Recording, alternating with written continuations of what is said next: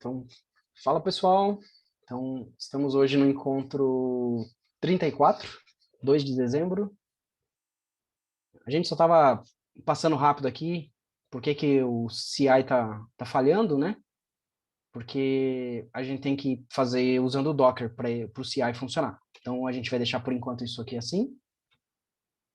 E então, vamos voltar para... Qual que é o plano para hoje? Então, a gente vai continuar com Django. Como eu tinha prometido, eu fiz algumas melhorias no código, tá? Que isso aqui não tem a ver com, né, com o negócio que a gente está fazendo, mas sim uma qualidade, né? É o afiando o machado, é o que já tem lá, o Renzo já falou bastante disso, e é coisas que eu acho que vocês na Nectar já fazem também, tá? Então eu fiz algumas coisas, por isso que eu criei o CI, né? Porque tem linter, tem PyTest, já tem um primeiro teste. Então, eu trabalhei nisso, fiz push, e eu vou passar bem rápido, só mostrando o porquê que tem cada coisa disso no projeto. Então, quem está começando e não faz ideia o que é isso, vai ter uma ideia, né, o porquê que a gente colocou isso, e depois tem os links, tanto na Python Pro quanto em aulas passadas, tem o Renzo falando bem detalhadamente de como colocou isso, quais arquivos, tá bom? Então, só para não ser repetitivo. Eu quero mostrar rodando com debug. Daí a gente pode colocar um admin, tá? Só para o admin estar funcionando. Daí a gente vai continuar onde a gente parou. Porque a gente foi lá, criou o model, fez migration na aula passada, mas a nossa view, né? Então se a gente abrir a view aqui, a view de pedidos, ela ainda está retornando hard-coded, né? A lista de pizzas. Então não, agora a gente quer pegar do banco. Então é por isso que é legal ter o admin, porque a gente pode, por enquanto, a gente não tem nada para adicionar uma pizza, então a gente usa o admin, que vai dar uma mão nessa parte. Hum, daí, depois a gente vai fazer um service de pizza. Aí vocês vão entender melhor o porquê. E daí a gente cai para a listagem do cardápio usando dados do banco de dados, né? E aí nessa parte, a ideia daí a gente pode ter dois caminhos aqui, né? Ou fazer uma API, que daí tanto a nossa aplicação está usando vai poder consultar a lista de pizza, quanto o projeto que a Lucy iniciou lá, né? Então, daí a gente vai deixar o nosso back-end preparado para os dois. E é, basicamente isso. E daí uma outra coisa, eu acho que vai ser tranquilo a gente fazer, é fazer um form para a gente adicionar pizza pelos, né, sem ser pelo admin. Então, a gente vai usar um recurso do Django, que é o Forms. Então, a gente vai dar uma passada rápida aqui. Tá? E eu acho que aqui já tem bastante tópico para hoje. Espero que a gente consiga fazer tudo, né? E se surgir alguma coisa no meio, fiquem à vontade também para discutir outras coisas. Beleza? Estão de acordo? Tem alguma sugestão?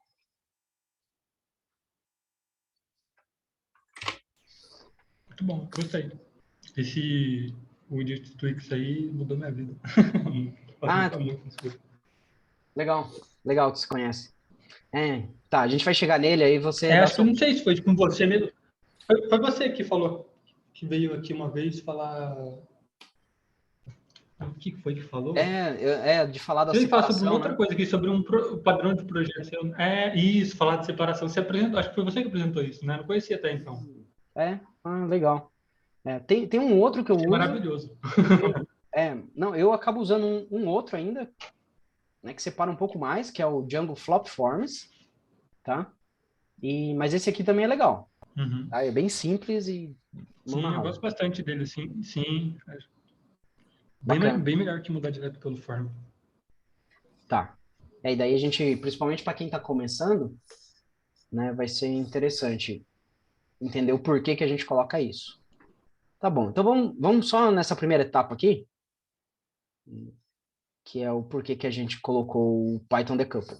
E vocês aí que quiserem complementar, tá? Se eu esquecer de alguma coisa dessa parte aqui, manda bala, complementa aí. Vocês já fazem isso, mas pode continuar fazendo. Então, vamos lá, Python Decouple, tá? Então, nada mais é do que a gente instalou uma aplicação plugável, né? Então, o Django tem isso de aplicações plugáveis, a gente falou um pouco disso, e que é bem legal, né? Então, essa é mais uma aplicação plugável. E note que ela está só no ambiente de desenvolvimento. Em produção, a gente não precisa disso, né? Da mesma forma que o debug toolbar, então... Ah, não, estou falando besteira. O Django Debug Toolbar é algo que a gente só quer em desenvolvimento, mas o Python Decouple, ele está aqui. Ele está no arquivo principal. Então, sim, a gente precisa ele independente do ambiente. Tá? Então, a gente quer ele em tudo, sempre. E o que ele faz, basicamente? Eu entendo que ele faz duas coisas. Ele facilita a vida do programador, porque você quer configurar uma variável de ambiente, você coloca aqui, por exemplo, a URL do banco de dados e várias coisas que a gente for adicionando, inclusive regras de negócio. Vamos supor que você tem uma funcionalidade que em algum ambiente você quer deixar ela ativa, em outro ambiente você não quer ela ativa, né? Então, você cria uma variável para isso. E a outra coisa que ela faz, que é bem legal, sabe quando você tem um parâmetro, por exemplo, que é, sei lá, a gente tem aqui dias de pagamento, sei lá, alguma regra de negócio e aí que tem 30 dias. Então, tem uma regra de negócio que depende dessa variável.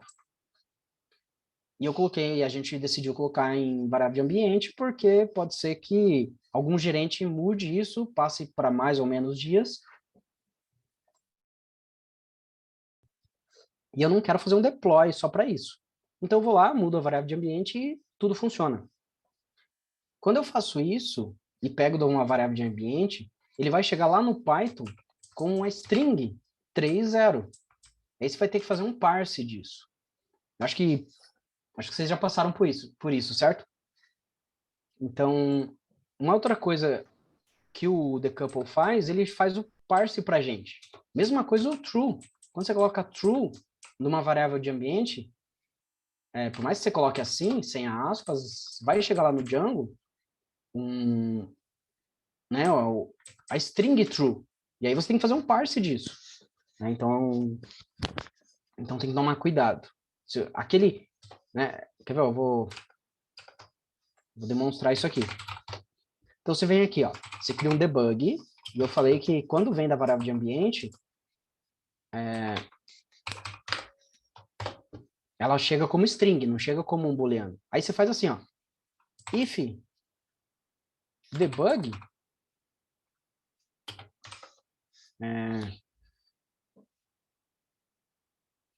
sim, estamos em debug. Else, não, vou fazer assim, ó, igual. Sim, estamos em debug. If debug. Else. Não. E olha só, ele está falando que a gente está em modo debug. Mas na verdade está falso. Então por quê? Porque a gente não fez o cast. Então o Python Decouple faz esse cast para a gente. Então tem essas duas vantagens: facilitar a vida do programador e ajudar nos casts. Então na prática, o que foi? A gente instalou uma biblioteca e aí nos settings aqui a gente... Vamos abrir assim. Aqui nos settings a gente importa ele e usa em vários lugares, né? Então, por exemplo, o secret está usando isso, né? Então, em desenvolvimento, eu não crio um secret, só que lá em produção eu vou gerar um secret e não vou colocar no código isso, né? Então, é isso. Olha o debug aqui como fica. Eu falo para ele config, debug, que é o nome da variável que eu quero pegar do ambiente. O default é false e eu quero fazer um cast para booleano. Tá? E tem vários tipos de cast. Tem cast, inclusive, de array aqui. Olha que legal isso. Eu posso criar um array com allow de hosts, né? E lá eu coloco separado por vírgula, uma string separada por vírgula, n hosts, e ele faz o cast aqui para mim.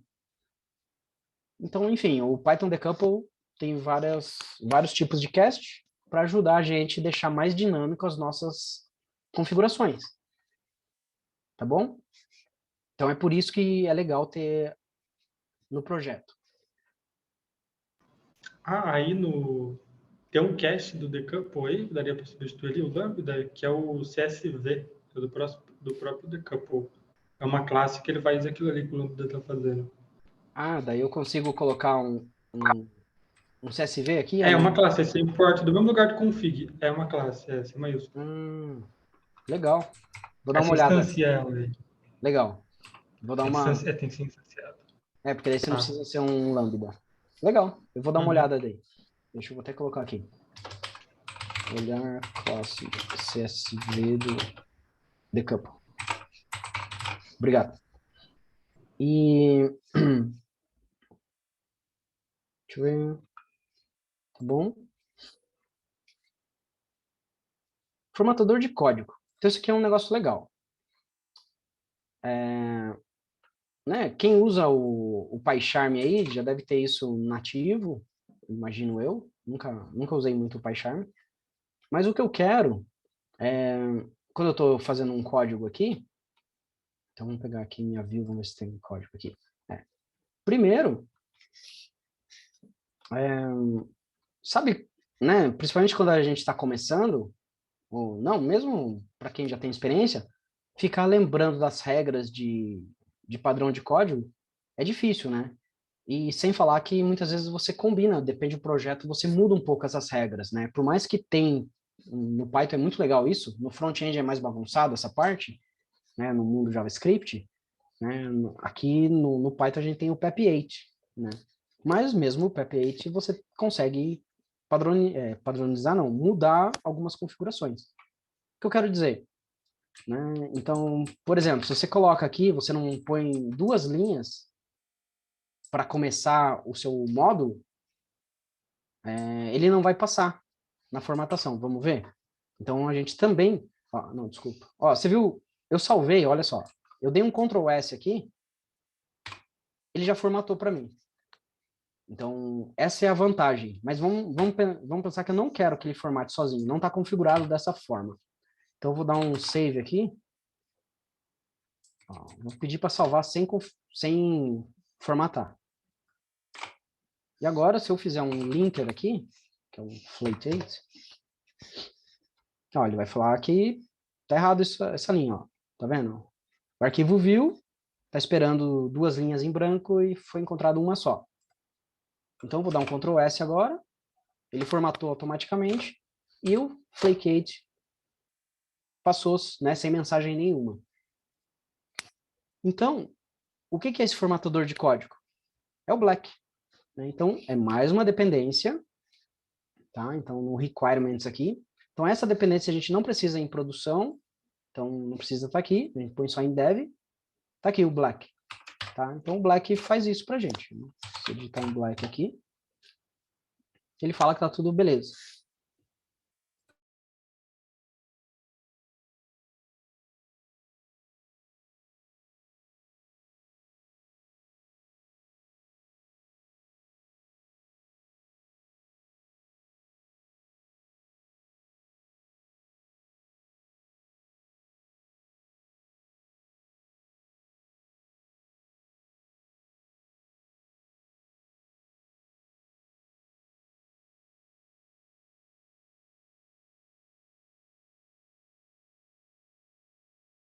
Só para mim ficou mudo? Mas eu... eu ia perguntar, eu estava escrevendo isso no chat. Eu tinha caído aqui. Não. Desculpa, pessoal. É que minha garganta ainda não tá muito boa.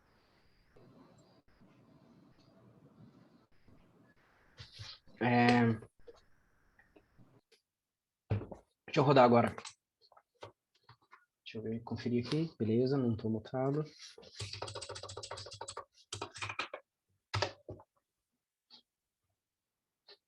Olha só, então agora eu pedi para rodar o Black na pasta pedidos inteiro. E aí note que ele reformatou várias coisas, inclusive o views. Tá? Então ele formatou. Então, ó, e a gente consegue ver as mudanças. Então, se eu rodar o Black de novo, para pedidos, ele vai falar que não tem nada para fazer agora. Mas ele alterou bastante coisa.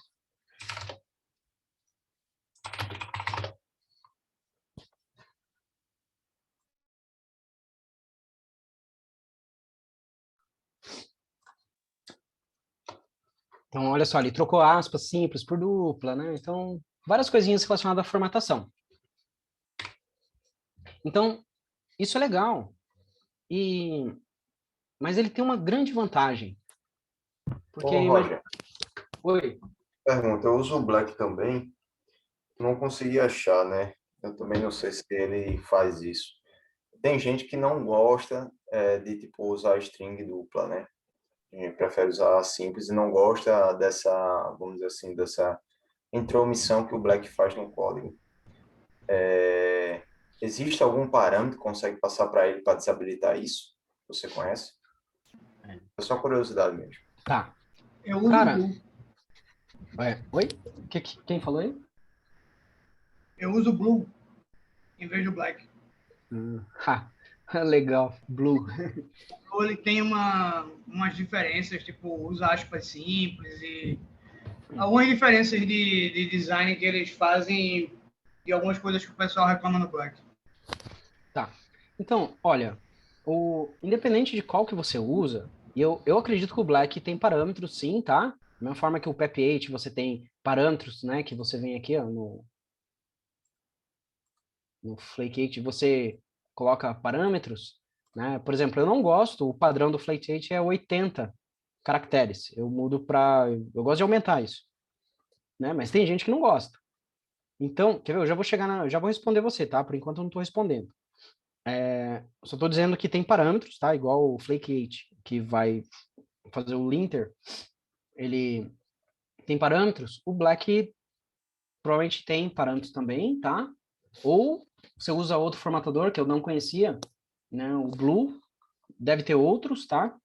Mas o ponto é que a vantagem, né, que o objetivo disso aqui não é só formatar o código, tá? Não é vir aqui no settings da vida, eu vou dar um Ctrl S aqui, ó, ele mudou várias coisas aqui, tá vendo?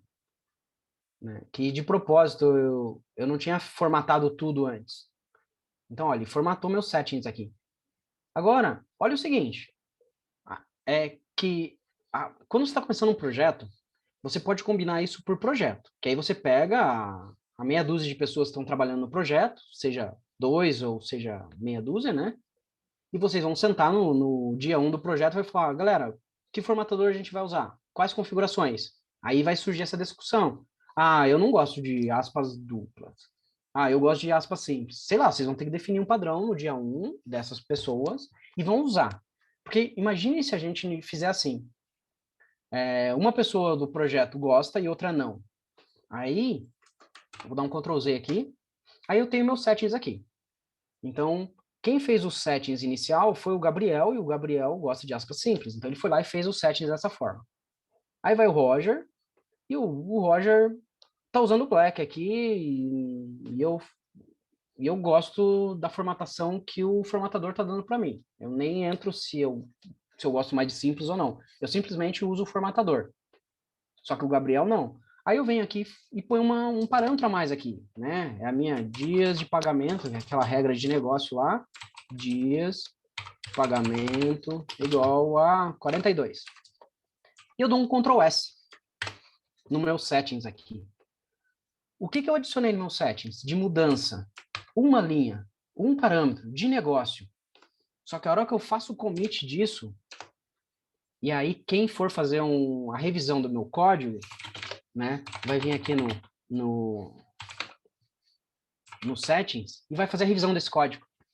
Olha só. Eu falo, caramba, o Roger mudou tudo.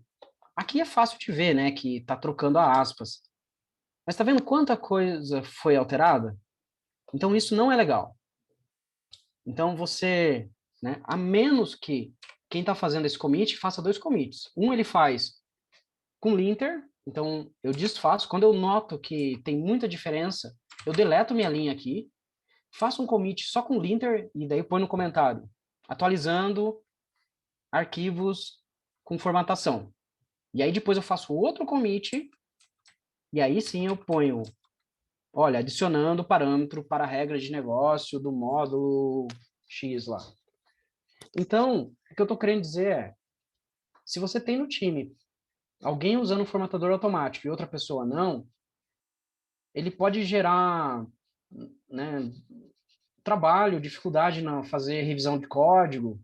Então é legal acordar com o time, um formatador, um padrão de formatação, igual o linter, já no começo do projeto, e aí todo mundo instala isso, porque isso tem suporte, independente da IDE que você usa, tá bom? Então é só esse meu ponto de atenção. Estipular por projeto, tá bom? Não precisa ser uma regra universal, mas e seguirem isso, tá? E daí, se surgir esse negócio, olha, aqui eu acho que é ordem, tá? Primeiro ele tenta pôr uma aspas duplas, daí depois, se não der, por exemplo, você está fazendo aqui dentro, você tem um parâmetro, né? Que usa uma aspa simples, né? Ou tem alguma coisa aqui, tem uma aspa simples aqui, aí ele usa aspas duplas. Então vai ficar tudo com aspas simples, e quando você precisar usar uma aspa simples dentro de uma string, aí ele põe aspas duplas. Né? Então tem umas regras. E aí, provavelmente tem um parâmetro para você mudar essas regras. Bom, o meu ponto é interessante, principalmente por esse último motivo que eu falei, ter um formatador. E já que você tem que formatar, é legal você vincular isso com a ideia que você usa. No VS Code, eu gosto de colocar dessa forma, eu gosto de colocar nos settings aqui. Por que que eu não coloco nos settings do meu VS Code para todos os projetos? Eu coloco no projeto. Alguém Por sabe causa disso que pode ser acertado de projeto para projeto, que nem você falou, né? Isso. Você tem... Tem isso também, mas tem um outro motivo. Como eu trabalho em projetos full stack, eu trabalho no front-end e eu trabalho no back-end. Então, quando o meu projeto é de front-end, não é o Black, é o Prettier, né? Ou pode ser outro. Então, daí dá ruim, cara. Se você vier aqui no settings aqui, deixa eu abrir aqui. Edit.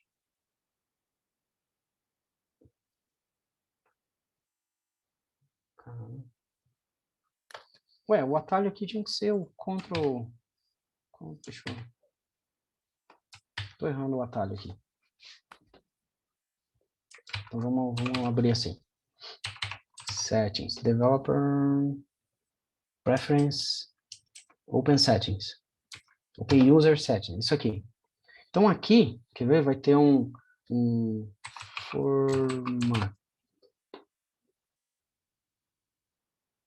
formatting. Então, ó, tá vendo aqui? Você consegue configurar o Black diretamente em uma dessas configurações aqui, tá? Não lembro exatamente qual é. Só que quando você faz isso, aí eu abro meu projeto de front-end, vamos supor, eu coloquei o Black, aí quando eu abro um projeto de front-end, o Prettier não funciona de jeito nenhum, mesmo que lá nesse projeto eu venha aqui e coloque isso. Ele dá preferência para settings. Bom, eu não sei exatamente qual é a preferência aqui, era para ele dar preferência pro projeto aqui, né, pro arquivo que você tem aqui. Mas eu sei que daí não funciona. Então eu tenho para regra nos meus projetos que eu nunca configuro aqui nessa configuração que eu acabei de mostrar para vocês. Eu não configuro aqui e eu configuro no arquivo no meu projeto. Por isso que eu faço commit disso aqui. E, inclusive aqui eu falo para ele, ó, salva a hora que você dá a hora que você dá um salvar, ele já formata. Então, essa é a grande razão de eu colocar nesse arquivo, para ele funcionar multiprojeto, independente do formatador. Beleza? Alguém quer alguma dúvida sobre isso?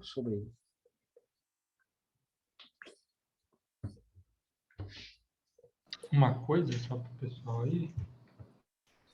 Quando a gente usa Docker, ou para conseguir usar essas paradas, tem que ou usar o remote container lá, ou instalar o Black, ou sei lá o que seja, não, sei lá, em algum ambiente e pedir para usar aquele ambiente no VS Code, senão não vai. Por conta da dependência estar instalada dentro do Docker, né? Entendi. Então, aí tem uma extensão lá para você conectar no container, que é o Remote Container, né, que tem no VS Code. Ou tem que criar um ambiente só para isso. Que eu acho que eu já vi gente fazendo isso daí. Não, você tem razão. Até a hora que você começou a falar de Docker, eu falei, ué, mas o que tem a ver? Não, mas tem razão. Aqui, o meu ambiente ativo é porque eu tenho um ambiente, né, instalado. Ele tem um ambiente, ele tá pegando da dependência. Olha, uma outra solução, não sei qual que é a mais fácil. Eu acho que as duas complica quem está iniciando. Né? Sim. Quem está iniciando... só o pessoal saber que, porque eles vão pegar os projetos com Docker, daí se alguém for tentar colocar alguma coisa no projeto e não usar isso do Remote Container da vida, não vai funcionar. Porque daí, se eu desinstalar o Black aqui do meu ambiente, quer ver, eu vou fazer assim. Olha o que o Leandro está falando. Eu vou dar um pip uninstall Black. Vou tirar aqui do meu ambiente. Agora não tem o Black mais aqui. Delete Black. Tem em algum lugar. Tá bom, vou remover isso aqui. Tá vendo? Dá para você instalar um Black global, né? Então vou desinstalar aqui de novo. Black. Agora eu não tenho Black mais. Mas eu removi do meu projeto e do global.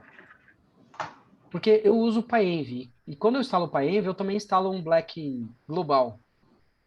Não na minha máquina, mas eu crio um ambiente global, é um ambiente chamado Tools, e lá eu ponho o Ansible, ponho o Black, né, ponho mais algumas coisas, e eu falo no meu PyEnv global, eu ponho a ordem que eu quero que ele procure as coisas. Então, eu ponho que a ordem é esse meu PyTools. Tá? Mas, cara, é complicado para quem está começando ficar configurando PyEnv. Então, Sim. Então é mais fácil simplesmente vir aqui fora de ambiente e dar um pip install Black. E aí ele vai funcionar em todos os projetos. Você vai ter o Black instalado na sua máquina. Mas tá, voltando aqui. Eu não tenho Black, eu não crio ambiente virtual porque eu estou usando Docker. Aí eu venho aqui no meu arquivo, vou dar um salvar. Aí ele vai dar esse erro, porque ele vai falar que não está instalado. Né? Não vai estar instalado porque né? Você viu, ele tentou formatar, porque está no meu settings, mas não encontrou. Então você vai precisar instalar o Black. Aí você decide, ou instalar no ambiente e sempre você lembra de ativar, ou instalar globalmente. Tá? Mas eu acho, minha opinião, é que é importante ter um formatador de código quando você está trabalhando em time aí. Principalmente pelo motivo do code review. Tá? Eu não sei se na Nect vocês têm uma política diferente disso, tá? E daí eu peço desculpa por ficar falando que vocês têm que usar isso. Aí eu não sei a política de vocês aí, tá? Mas eu geralmente nos projetos que eu trabalho, a galera concorda em usar um formatador de código aí.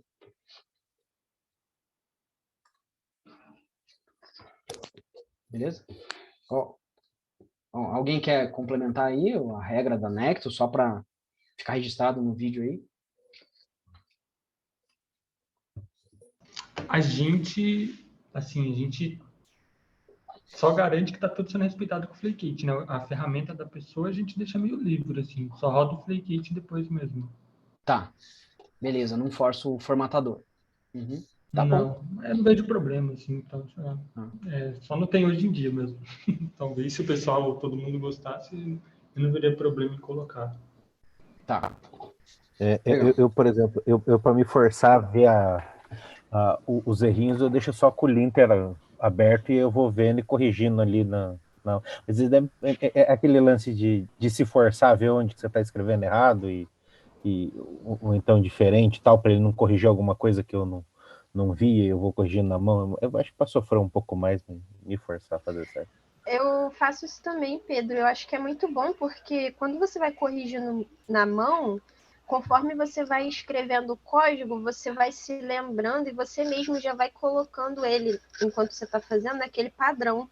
Aí depois, quando passa o linter, às vezes ou não tem nada ou tem pouquinha coisa. Então eu acho bem legal, assim, pra gente já ir fazendo ele bonitinho. E o Gabriel, eu não sei se ainda tem, se eles mexeram nisso, mas eu vi uma discussão no GitHub do Flake8 deles perguntando esse negócio das aspas duplas e aspas simples, né? E um cara do Black, desculpa. E ele justamente comentando de que eles não iam abrir para a pessoa mexer, porque se eles começassem a abrir para isso, a pessoa podia colocar coisas que eles, tipo, ele usou um termo até meio não muito educado aqui, falando que o cara ia poder colocar código porco cada vez mais, assim, entendeu? Isso foi no GitHub, não foi? Isso em 2018. Eu não sei se teve. Eu vi isso aí. Você viu que o cara foi até mal educado. Se a gente abre para isso, o cara vai colocar código cada vez mais porco aqui e aí ele não vai fazer, não. Mas que a documentação do Python pede para que seja aspas simples, né? Então, por isso que acho que essa discussão que você falou é justamente isso, porque o Marcelo, o pessoal sempre fala assim, usa aspas simples, porque a documentação do Python fala de você usar aspas simples, né? Então, vocês podem ver que isso vai variando de pessoa para pessoa, né? E para time para time. Então, às vezes você pode ter um time lá da Microsoft que fez o VS Code, eles são a favor. Daí você pega o cara lá do GitHub e é contra. Né? E tem muita gente que segue o que o Guido fala, né? Mas também tem muita gente que não segue o que o Guido fala, né? Então, por isso que é aquele acordo na hora que está começando o projeto, põe algumas coisas, vamos usar o Black ou não? Não. Vamos usar porque vamos ver o ganho disso. E beleza. Tá? Mas aí você vai perceber que tem coisas que o Flake8 deixa passar, tá? Que o Black vai mudar. Tá? Então, eu acho que uma das vantagens mais ainda que eu vi foi na situação que eu passei, em que eu estava fazendo o upgrade da versão do Django, de um projeto que estava com o Django 1.7 ainda, e nessas atualizações, uma hora eu adicionei o Flake8, que não tinha essa ferramenta ainda, não tinha um linter. Então, quando eu passei o linter, cara, tinha mais de 30 arquivos e olha lá, bem mais que isso lá, tudo fora, né, do escopo do link, do Flake8. E foi nessa hora que a vantagem de você usar um Black, né, que quando eu rodei o Black, foi para 10 arquivos, 15. Então, reduziu bastante a correção. olha, eu falo que um dos motivos que eu sempre acabo pondo Black, quando o time concorda, tá? Eu já trabalhei também em projeto que a galera bate o pé e fala, não, vamos sem. Tá bom, então vamos sem. Né? Eu também não sou radical. Mas tem vezes que eu faço um código e acho que tá tudo certo e não rodo o lint antes de fazer um push. Tudo bem, dá para criar hooks, né? Tem várias coisas. E aí, nossa, é muito triste quando o CI pega um erro de linter, né? Então, quando eu tenho Black, isso nunca acontece, porque eu dou um Ctrl S aqui e ele arruma para mim. Então, né? Bom, mas eu acho que tá bom sobre esse assunto, tá? Então, tá aí, tá apresentado para quem não conhecia, tem uma ferramenta de formatação de código, que é diferente de uma ferramenta de linter, tá? São coisas diferentes. Então, tem uma ferramenta e é legal, não por uma regra geral, mas quem está começando o projeto, né, sempre tem projetos novos, é legal no início do projeto definir, vamos usar um formatador ou não? Eu acho que acaba sendo assim. Beleza? Podemos deixar dessa forma? Sim. Sim. Tá.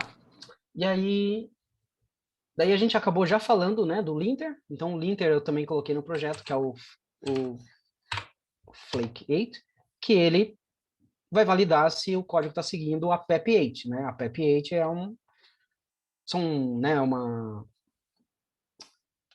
como que é a descrição formal dela? Esqueci, mas não, são regras do próprio H. Convenção?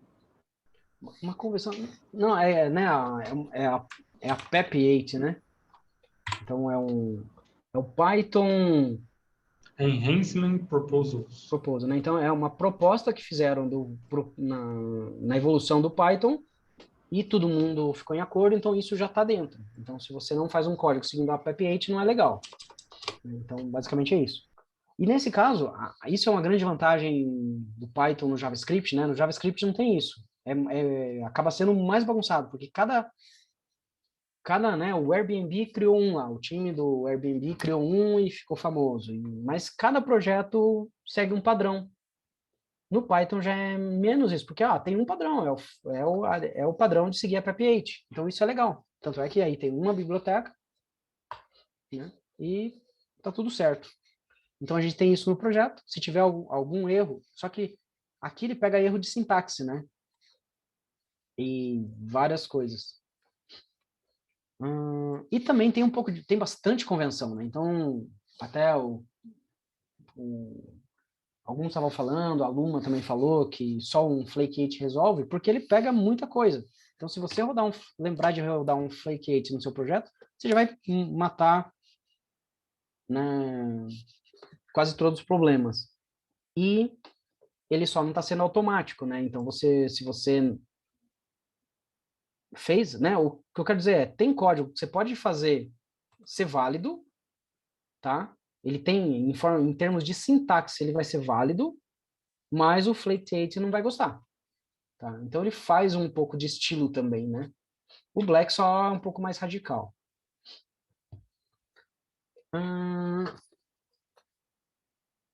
E o Flake8 ele não sai arrumando para você, né? E o Black ele acaba, se você roda ele arruma para você o código. Foi por isso que eu rodei o Black aqui e ele acabou mexendo em todos esses arquivos aqui, né? Então, ó, vamos ver o que ele mudou aqui dentro. O Black foi lá e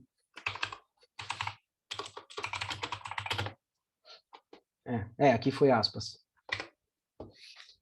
Beleza, pessoal. Então falamos de formatador de código, falamos do linter, né?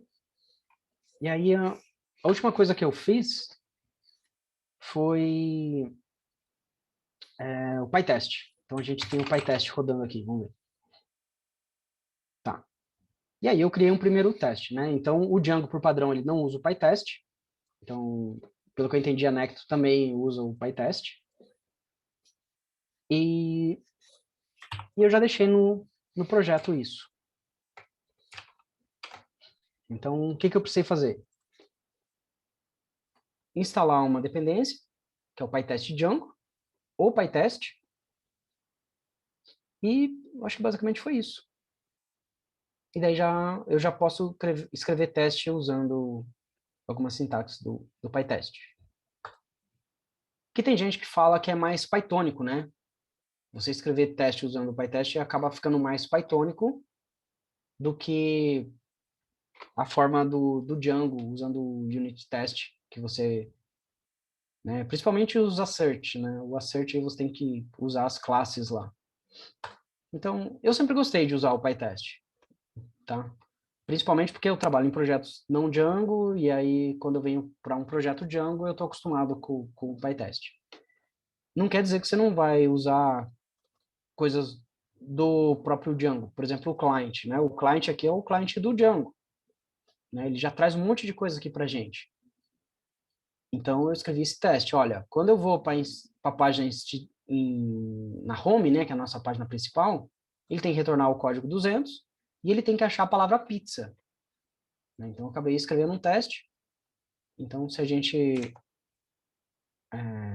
olhar a nossa home, vamos rodar o projeto aqui.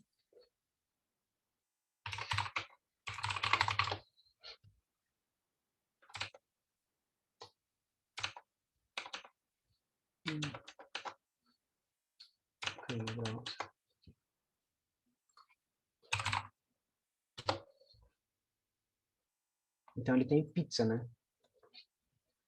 Então, se a gente mudar nossa home, então,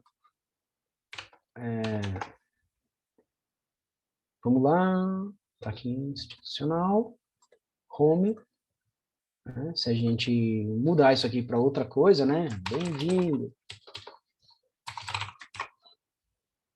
Nosso teste não vai funcionar mais. A gente mudou a home.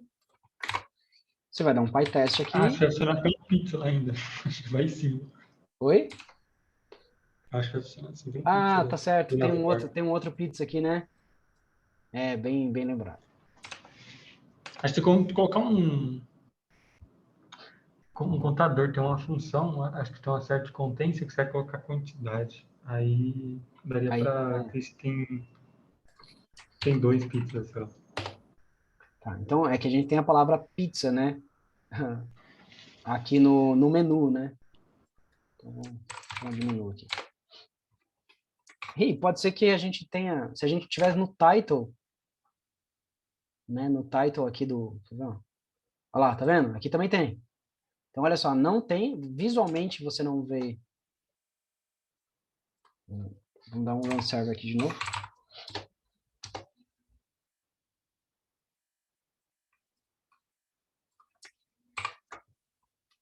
Tá vendo? O title, né, da página, ela também tem a palavra pizza. Então também vai passar. Então aqui vamos colocar o nome do nosso projeto. Pizzaria. DJ Pizzaria. E agora sim. Então, né, vamos supor o designer ou o cara lá de UX do projeto foi lá e mudou algumas coisas e passou assim, né? E aí, rodando o teste, quebrou, né? Peraí, agora ele quebrou outra coisa aqui. Ah, não, é o mesmo.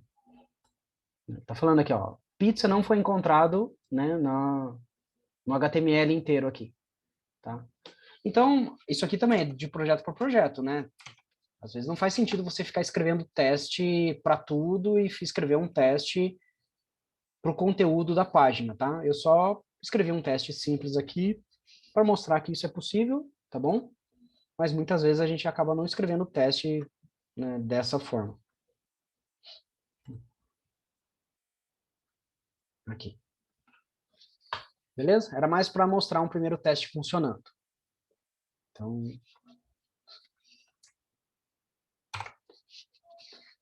vamos...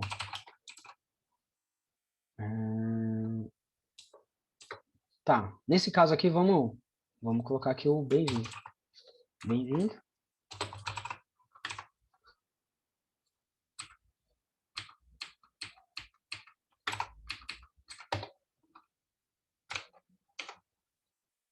Ah, tá bem-vindo assim.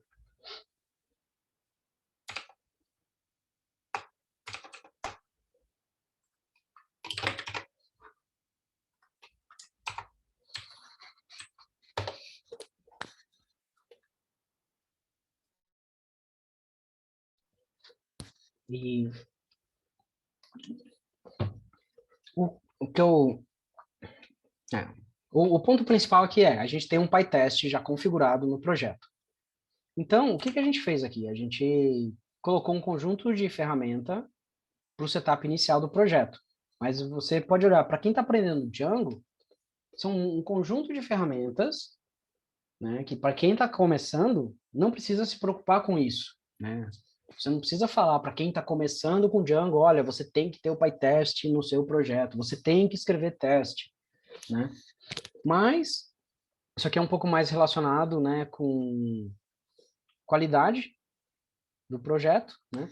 Então, vocês percebem também que aqui a gente já poderia ter uma versão 1 do nosso template, né? Então, o cookie cutter de uma empresa, ele poderia ter o projeto nesse estado, com uma série de coisas já pré-configuradas, né?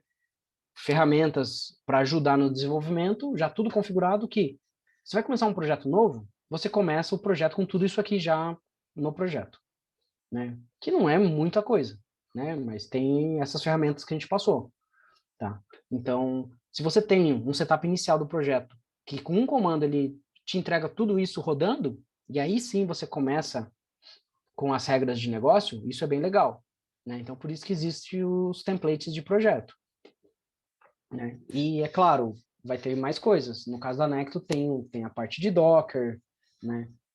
E vai além. Vocês devem ter mais ferramentas do que essas que a gente passou aqui. Mas essa aqui são um conjunto de ferramenta, né, de ferramentas para um setup inicial do projeto. Tá? Então, não...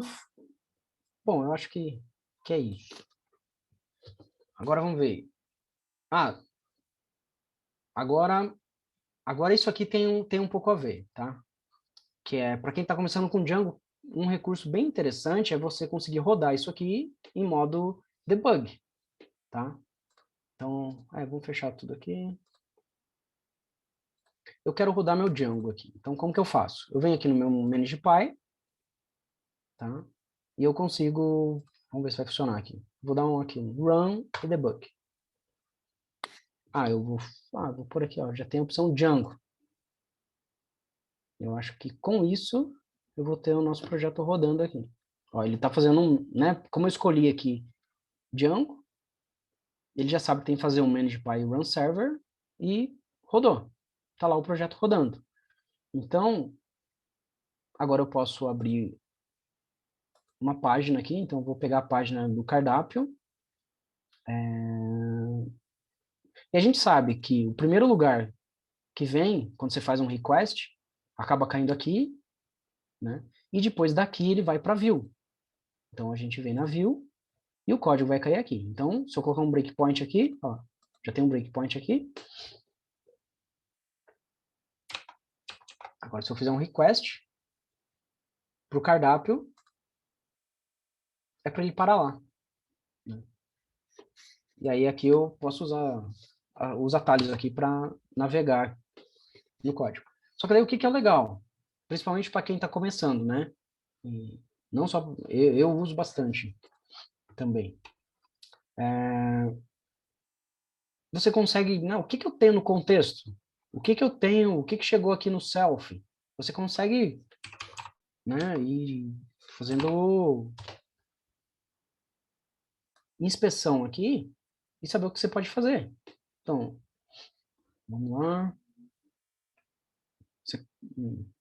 A gente viu que o debug, o Django Debug Toolbar é uma app que ajuda a gente a saber o que tem no contexto, mas você tem outra forma aqui de, né, de ajudar, principalmente quando você está com um erro, né? Então, só deixar bem claro aqui como que você consegue fazer um debug, tá? Então, fica registrado aqui. Não sei se outro vídeo já tinha isso, mas vocês viram que foi bem simples. Quem usa PyCharm também... eu acho que isso é até legal, né? Porque o Renzo, acho que ele mostrou debug, só que usando PyCharm, e aqui eu estou mostrando usando o VS Code.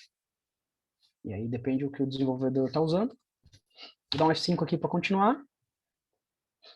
Agora, outra coisa que eu quero debugar. Então, a gente viu um debug aqui do Django inteiro. Eu consigo colocar breakpoint onde eu quiser.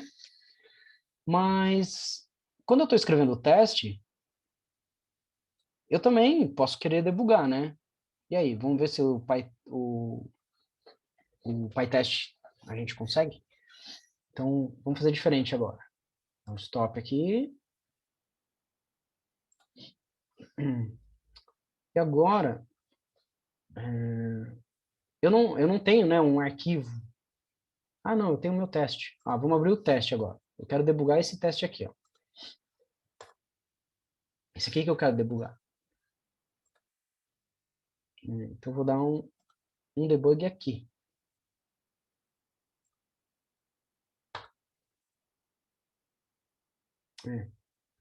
Olha só que ele já rodou, porque como eu já rodei o Django, então ele já saiu rodando o Django, ele não tentou rodar esse teste. Então, vou ter que fazer um pouco diferente aqui. Deixar aberto. Eu queria aquela tela. Era a garrafinha ali, eu acho que você tá querendo, não é? Aqui?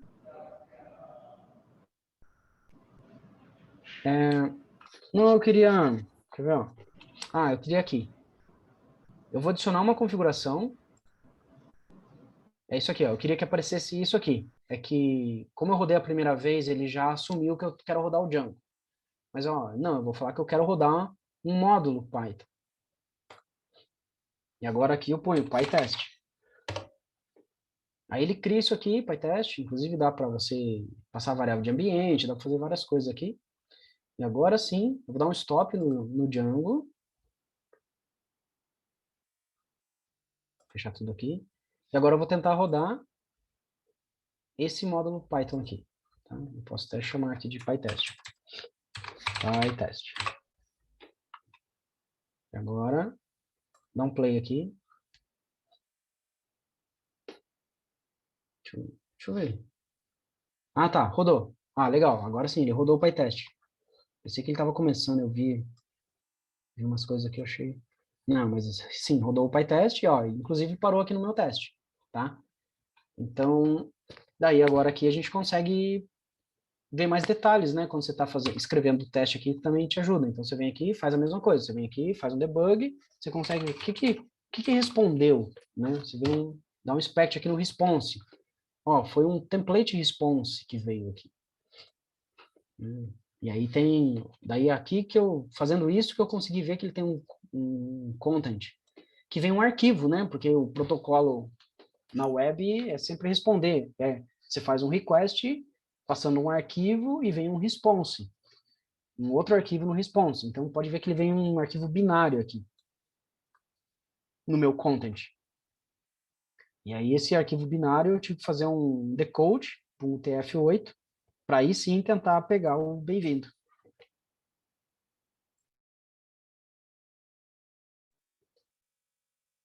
Beleza? Dá um play. Tá, então com isso a gente viu como rodar debug com debug. Tanto o Django quanto os testes. Então, eu acho que tendo toda essa ferramenta, né, pensando, você está começando um projeto, então tendo todo esse arsenal aqui, é um bom ponto de partida, tá? E como a gente viu o modelo, né, funcionalmente, se a gente fosse direto para o funcional, a gente ia seguir nessa parte aqui, tá? É tirar esse hardcode daqui e colocar, né, pegar do banco de dados. E agora, tá. Eu só vou mostrar uma coisa antes, que é o admin, tá? Então, vou deixar o Django rodando aqui. Run server. Por padrão, quando a gente criou, né, quando a gente criou essa aplicação, nos settings dela,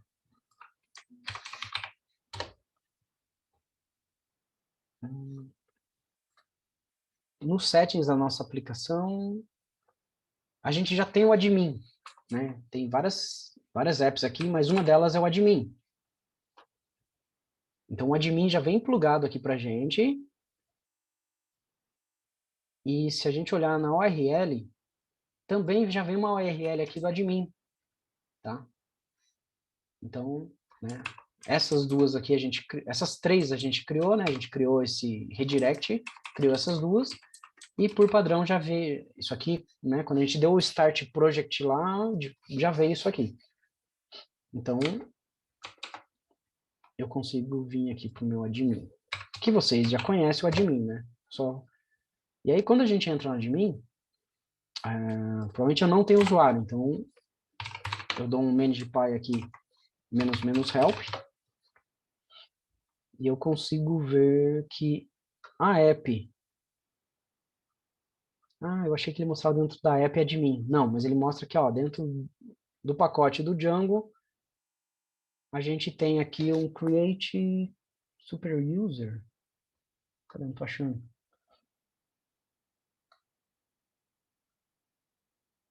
Não, desculpa, tá dentro do auth. O auth tem o create super user. Então é isso que eu quero usar. Create super user. Tá? Então vou por admin. Eu já tenho um admin. Tá, então. Eu só vou mostrar como que cria aqui. Admin. Vou pôr um admin 2. Vou pôr um admin. Tá falando que tá muito fácil essa senha. Vou seguir. criou um outro usuário, tá? Uma outra forma... Ah, não vou mostrar isso agora.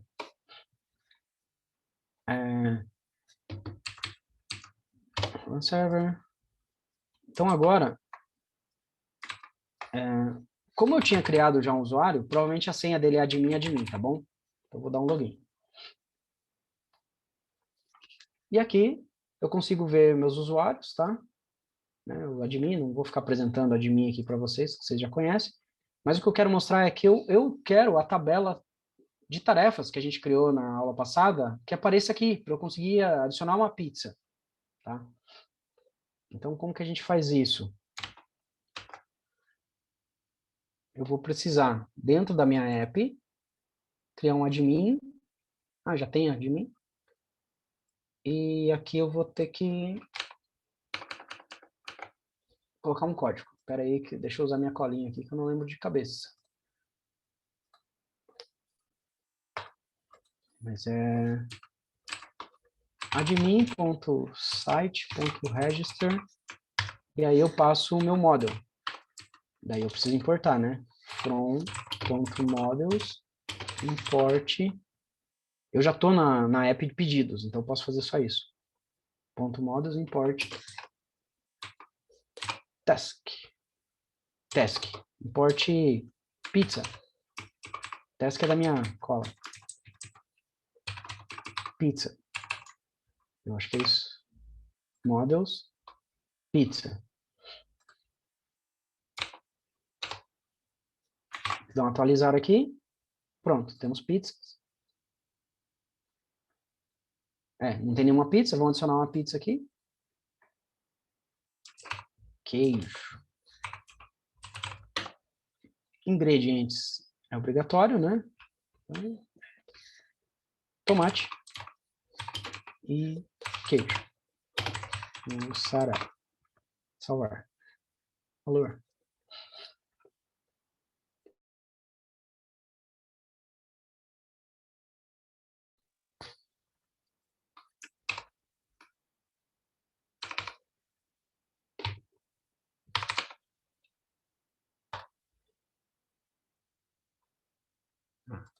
E só para ficar mais legal aqui, vamos achar uma imagem de pizza aqui.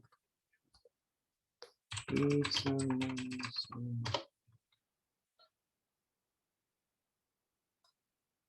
Pera, só tô pegando uma pizza aqui. Copy. Ó, peguei uma imagem da internet de uma pizza. Tá? Dei um salvar.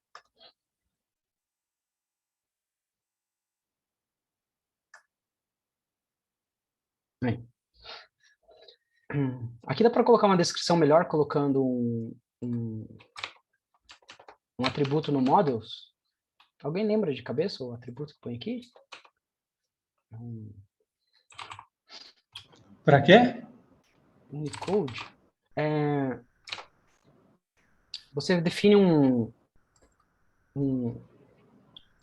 método aqui, que daí no admin, ele aparece uma descrição melhor aqui.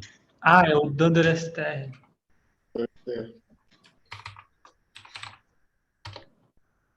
Certo. Olha que sugestão que deu. Vamos ver se ele aceita assim. Não vou complicar. Não vamos complicar. A gente não está usando ainda os últimos recursos aqui, tá? E aqui eu posso retornar assim direto. Não, quero retornar o nome da pizza.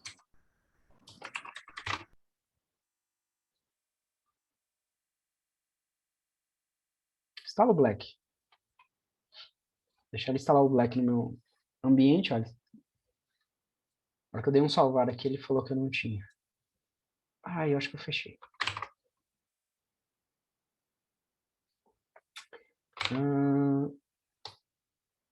Pizza. Então, ó, colocando aquele dunder str, agora ele aparece aquele resultado, ao invés de só aparecer um object aqui, tá? Tá bom, então aqui a gente falou do admin, né? Então, o Você tinha admin... colocado o Dante Unicode? pode ser que funcione também, né? Mas eu acho que o str é o... Era do Python 2, o Unicode. Nossa, eu tô desatualizado, então. E... o que mais? Deixa eu voltar aqui para a lista. Tá. Agora, né, fazendo uma pergunta aqui agora para quem está começando com Django. A gente vai voltar na nossa view. Ó, vamos voltar, né? Qual que é o objetivo principal? Quando a gente começou a fazer o projeto, né? A gente deu uma volta, falou de várias coisas, mas a gente queria fazer a página de cardápio, que foi a primeira feature, né? A primeira funcionalidade que a gente decidiu fazer. A gente queria fazer essa página aqui. Então a gente começou fazendo, só que para a gente focar na página primeiro, a gente colocou hard-coded, né? Aqui na nossa view. Então a gente vem na nossa view de pedido, a gente colocou o hard-coded disso aqui. E agora a gente quer tirar, agora a gente quer pegar do banco. Para a gente pegar do banco, tá? E agora perguntando aí pro Otávio, pros mais novos da casa aí, o que eu tenho que usar aqui? Né? Que recurso que eu uso do Django para a gente conseguir pegar as pizzas lá do banco de dados? Então a gente viu que no admin a gente cadastrou uma pizza já, que é a pizza de queijo. Então eu queria que aqui, né, só apareça a pizza de queijo. Então, o que a gente precisa usar? Eu vou dar uma pista. Eu vou abrir aqui aquele nosso desenho que a gente fez com os recursos que o Django tem, né? Quem mais? Se usar uma class-based view, em 3 linhas, eu acho que já aparece as pizzas. Era isso? Então, quem falou aí? Pedro. Pedro Moisés, né? Quem mais é novo aí? Que, né, são os recentes da Nexo aí. O Hernani também é? Aí tem o Otávio. São só vocês três? Por último foi eu e o Pedro Moisés. Tá. Então, né, tô perguntando mais para vocês, porque os outros já estão cansados de saber isso aí. Né, então, beleza. Um class-based view ajuda a gente, né, se você fizer uma class-based view de list, tudo bem. Você configura qual que é o model e ele já vai te colocar lá um objeto objects com todas as pizzas. Mas aqui a gente está usando um template view. Ele é mais basiquinho, ele não sabe qual que é o modelo, tá? Então, aqui eu vou ter que ir no banco. Então, pensa que eu não estou usando um class-based view. Eu estou usando o class-based view aqui, né? O template view é um class-based view. Mas é um class-based view não associado a um model. Então, ele é mais básico. Mas eu também consigo, nesse template, retornar minha lista de pizza. Tá?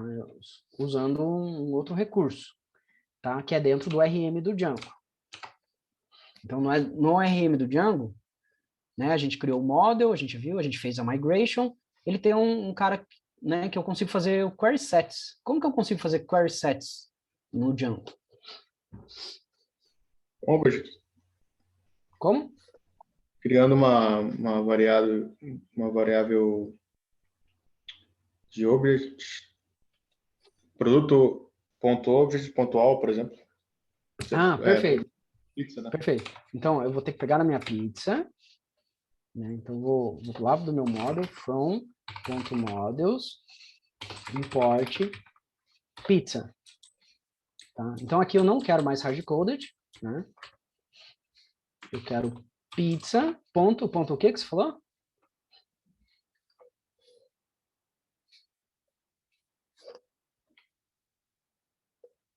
E aí, Hernani, me ajuda aí. Eu acho... Não? A Aline mandou no chat Objects. Tá, Aline. Obrigado, Aline. Tá, então é o objects, né? Objects. Nossa, tava... Objects. Dicção aqui brava. Tá, e aí a gente faz um all, certo? Beleza, isso vai funcionar. Alguém duvida que isso vai funcionar?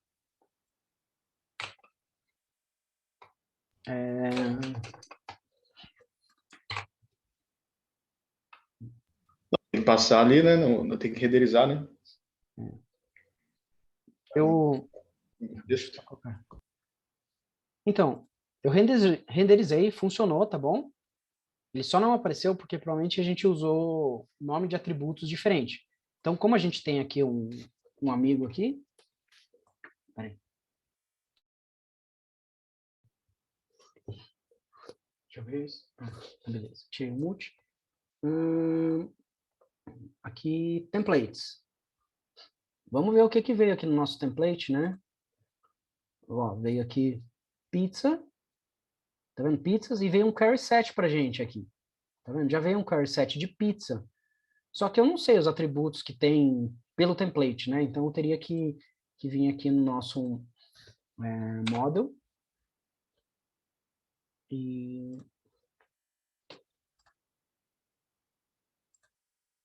é nome e ingredientes. Então, provavelmente lá a gente não está pegando um pizza.nome. Vamos ver. Vamos abrir agora o nosso list. Não, cardápio. Nosso cardápio. For pizza em pizzas, pizza.id, pizza.pizza. Então, ó, é pizza.nome. Tá? Então, é por isso que não estava aparecendo lá. Agora apareceu, queijo. Né? E a gente não tem esse negócio de disponível ou não disponível, o nosso model não tem isso. Tá vendo? Ingredientes, valor. Então agora a gente precisa dar um tapa aqui. Então, ó, vamos colocar aqui os ingredientes. Vamos deixar mais real conforme o nosso banco. Ingredientes. E vamos pôr assim, ó, if pizza valor, só para a gente ficar usando aqui. Nem precisa disso, né?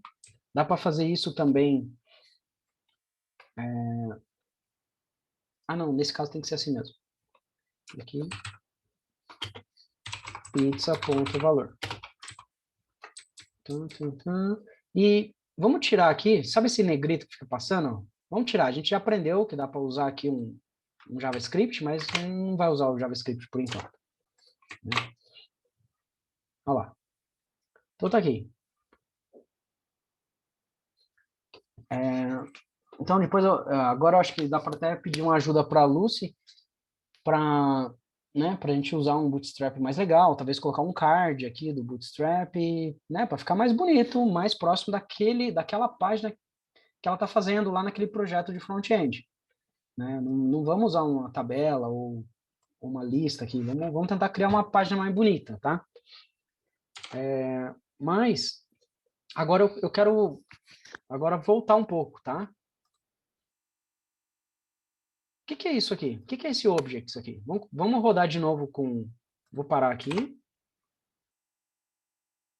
Vou rodar o Django aqui em modo debug.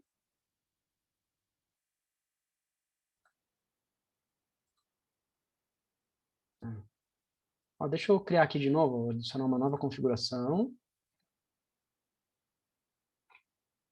Isso, eu quero rodar aqui Django. Não, acho que não é assim que funciona.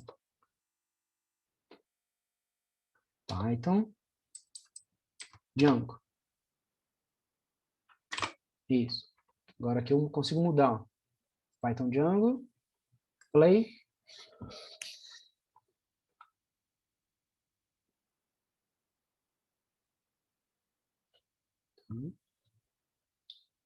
Quero voltar na minha view agora. Na view de pedidos. Tá aqui o breakpoint.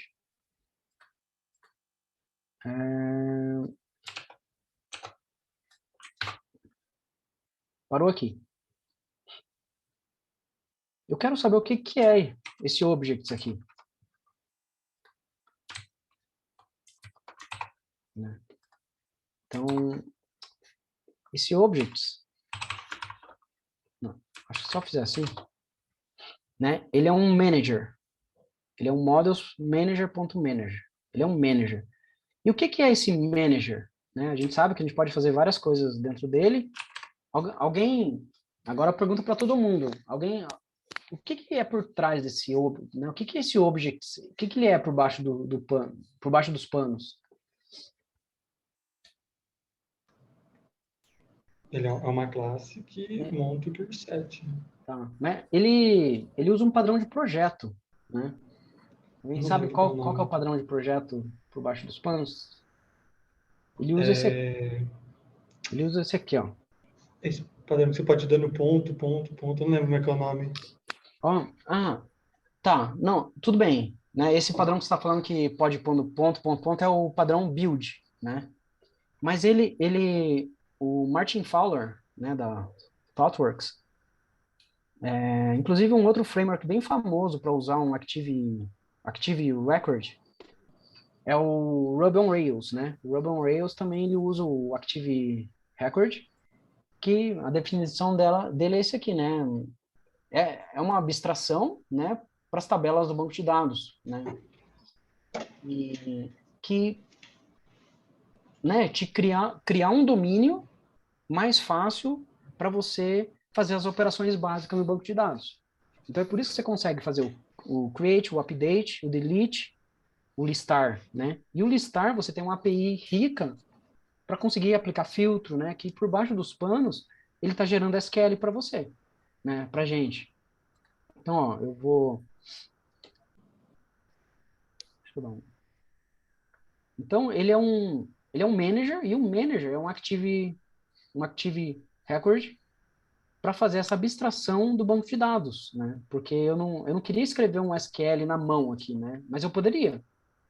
Eu consigo pegar a minha sessão aqui, dentro da sessão, né, que tem uma conexão com o banco de dados, eu escrever um select all from pizzas. Eu consigo fazer isso, né? Mas Acho que o próprio Object dá um método raw, eu acho. mas aí quando eu quero fazer porque aqui eu estou dentro do Objects, né? O Objects é mais voltado para o pizza. Quando você pega da sessão, você consegue escrever SQLs mais ricos, Sim, porque né, você está dentro da sessão, você consegue usar os recursos mais avançados do SQL. Mas eu acredito que aqui dentro dá também. Mas o ponto é, o Django, tem hora pode ser que você queira escrever um SQL puro aqui, mas ele te dá uma camada de abstração, usando esse padrão de projeto, tá? Então, o Objects é isso, tá? Você consegue escrever query set em cima de um manager.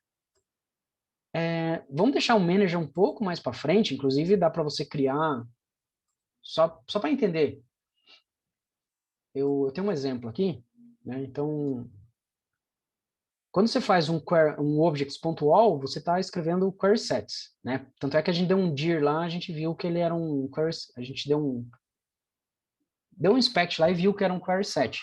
Mas a gente também viu que é um manager, né? O object é um manager. E o Django, ele permite você escrever manager, o seu manager.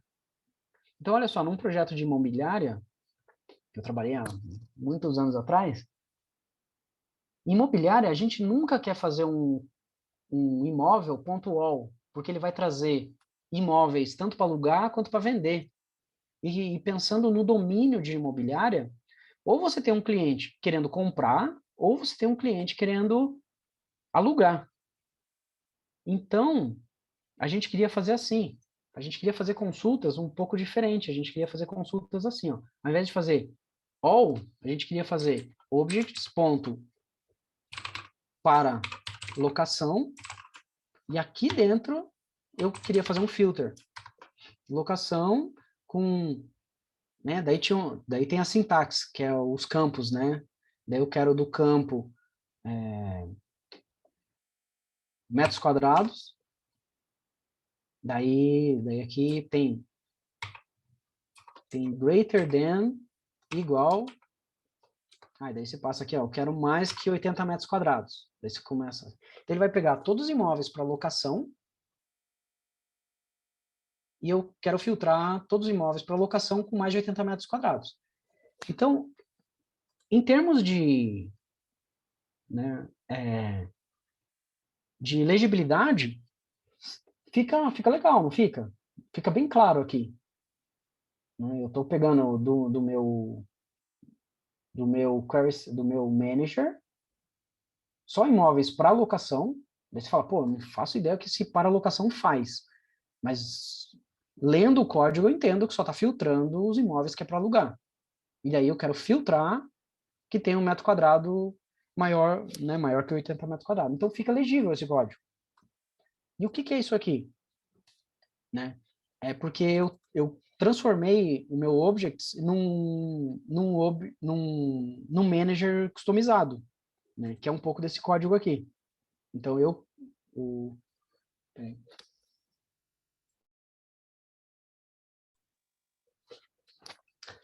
inclusive lá, antes disso, eu tinha que fazer isso aqui ainda. Ó. Aqui eu ainda tinha um negócio que seria assim ainda, publicados. Porque quando alguém põe um imóvel lá para alugar, esse imóvel fica para locação, depois de um tempo a pessoa sai e você...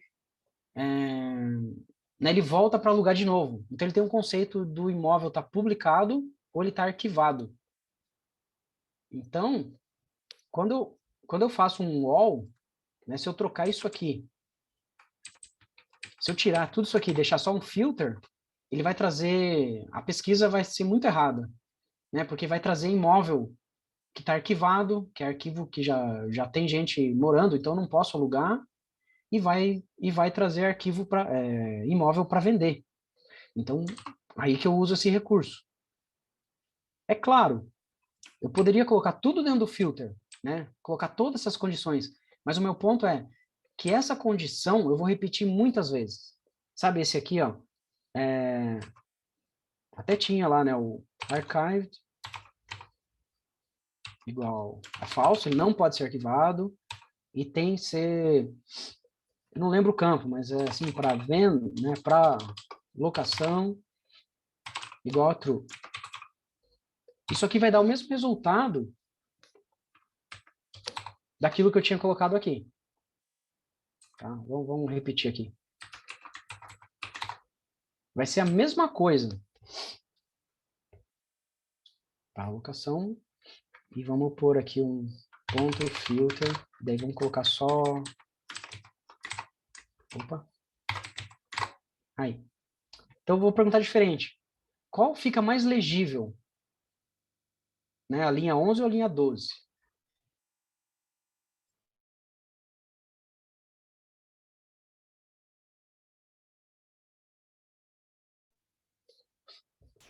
Eu acho que é a 12. Tá.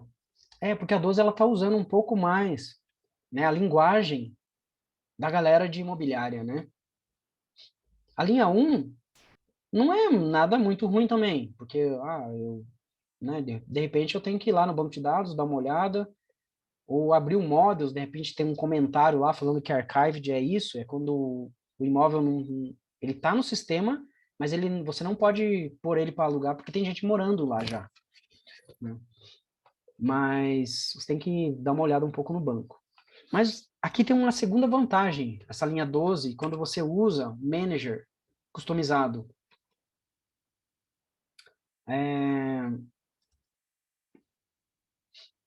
Além só da legibilidade, né?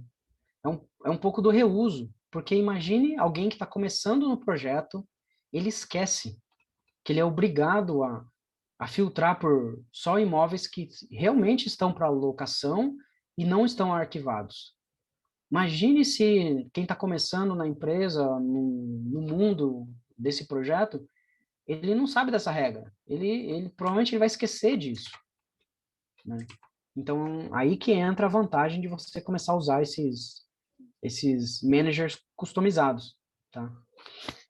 Então, enfim, eu só queria mostrar para vocês que o manager, né, é um padrão de projeto, e como ele é um padrão de projeto, né, e ele é né, o Django já criou uma abstração em cima desse objeto manager, você também pode fazer coisas em cima dele, né? Porque é Python, no final das contas. Então, olha só quanta coisa tinha aqui. E aí você podia... E lá você podia fazer consultas desse tipo aqui. Ó, eu quero só imóveis arquivados, né, ou não arquivados, do tipo apartamento com mínimo de dormitório. Então, tá vendo? Quem lia as consultas, principalmente quando às vezes você queria ir lá no banco de dados. Agora eu posso mostrar para vocês, né? O que eu queria mostrar antes era isso aqui. Daí eu falei, vou mostrar depois que eu falar de manager. A gente pode fazer um manager.shell. Shell, não, escrevi errado. Shell. E aqui você faz assim, ó, from pedidos.models import pizza.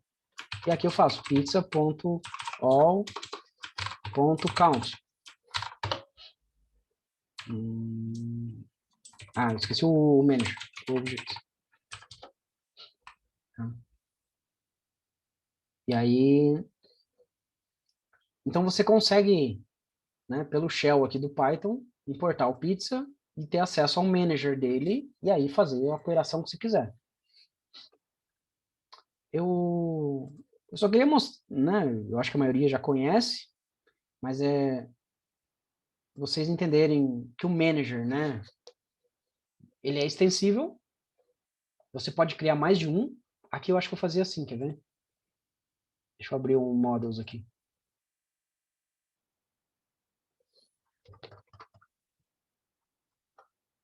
Imóvel. Ó, o objects, ele é o padrão. Aqui eu acho que nem precisava fazer essa linha, tá? Mas era só para deixar explícito. Daí tinha aqui, ó, objects geral, que daí aqui é todos os imóveis mesmo. E aqui é só os imóveis já filtrado para venda. Né? Aqui por baixo dos panos, nada mais é do que o para venda, ele é o objects com ponto filter específico, tá? Então, em termos de código é bem simples, mas quando você está escrevendo código, fica mais simples para o desenvolvedor que está sabe, você está num outro projeto, aí 3 meses depois você precisa fazer uma mudança nesse projeto, fica muito mais fácil você escrever as consultas do que lembrar como que é o modelo, né? Porque o modelo acaba tendo uns campos com os nomes estranhos ao passar do tempo, né? Porque várias pessoas escrevendo, criando campo, então você nunca lembra, nunca sabe, nossa, para que serve esse campo aqui? Sabe? Vamos ver se eu acho um campo estranho aqui. Até aqui os campos estão até com um nome bem...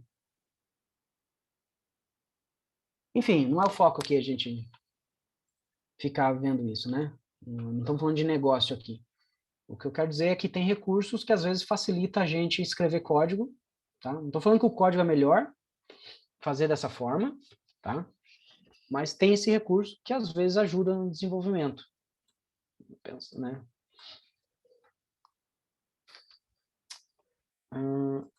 Deixa eu ver. Deixa eu só ver o que mais que eu...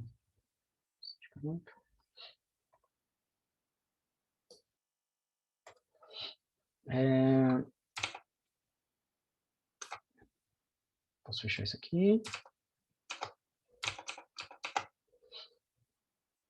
Então, acho que com isso a gente cobre Carry Set Managers. E agora... Oi. Desculpa, o meu áudio ficou ruim. Eu não sei nem se respondeu isso enquanto você estava ensinando essa forma diferente de fazer. Mas em questão de performance, os dois batem, assim? Um é mais rápido não. que o outro ou é igual? É igual, porque no final das contas, né, o manager ele faz uma abstração para facilitar a sua vida no acesso ao banco de dados. Então, um manager padrão do Django, o Objects, já é bonitão, né? Já é fácil fazer as coisas aqui, certo? Olha só como que eu fiz um count aqui. Então, já é bom. Quando você customiza isso, você só está mudando um pouco o como você quer fazer esse filtro. Mas no final das contas, eles estão gerando um select lá no final, tá? Então não vai mudar nada em performance. É o mesmo select. É o mesmo select. Legal. É o mesmo select. Legal. Tá. Aí o que vai mudar em performance depois é outra coisa, né? Depois performance é você criar índice, é você fazer o join para ele não gerar 10 selects, né?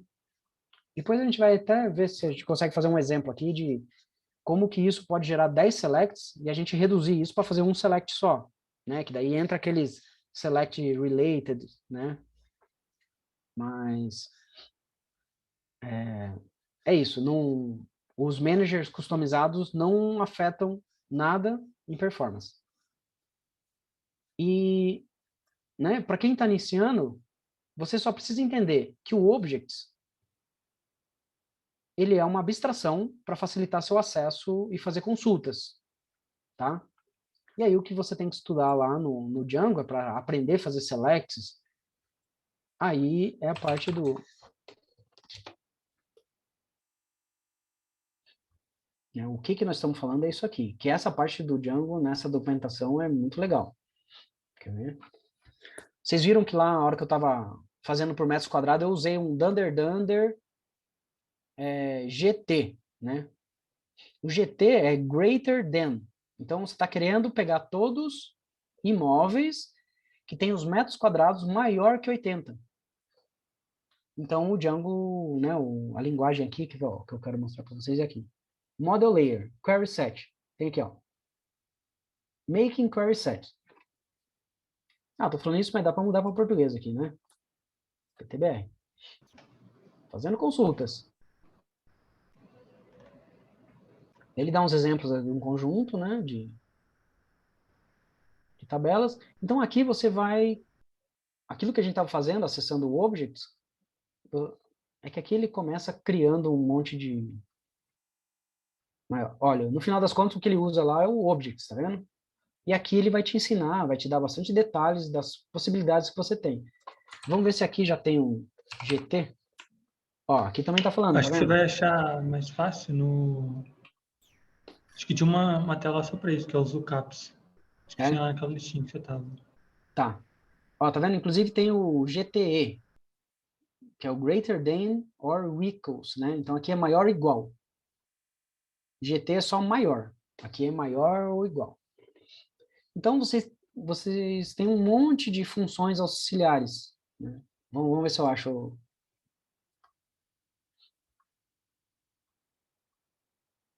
Tem um outro link, será?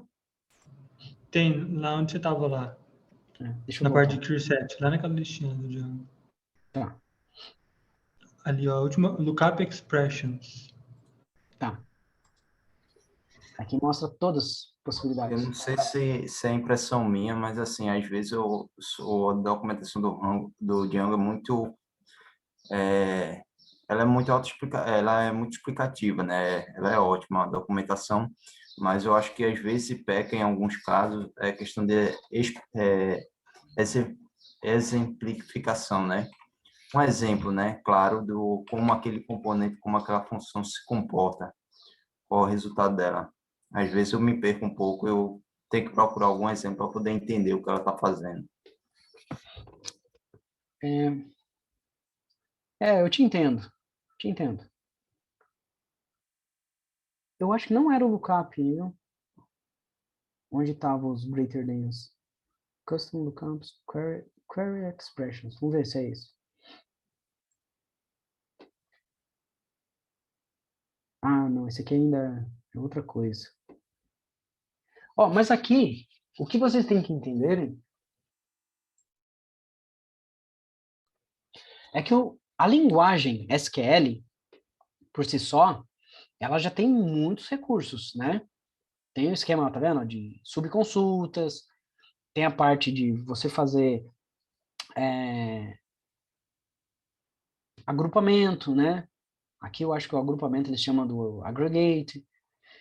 E aí o que o Django tenta fazer? Ele tenta fazer um depara. Então tudo assim, eu acho que tem dois tipos de desenvolvedores. Tem aquele que nunca viu SQL, de repente ele vai lendo a documentação do Django e ele fica vendo o que ele pode fazer. Olha só, eu uso aqui um Dunder GT, ele vai fazer maior ou igual. Então, para um campo de data faz sentido. Eu quero fazer data maior ou igual que alguma coisa. Mas para quem manja de SQL, isso aqui é terrível. Quem manja de SQL, ele fala, caramba, é muito mais fácil escrever o SQL do que ficar procurando aqui na documentação do Django como que eu faço um group by, aqueles subqueries. Cara, eu tinha muita dificuldade com essa parte do Django, porque para mim era muito mais fácil escrever SQL do que ficar achando qual função do Django eu consigo fazer aquilo que eu quero, sabe? Então é um pouco de perfil.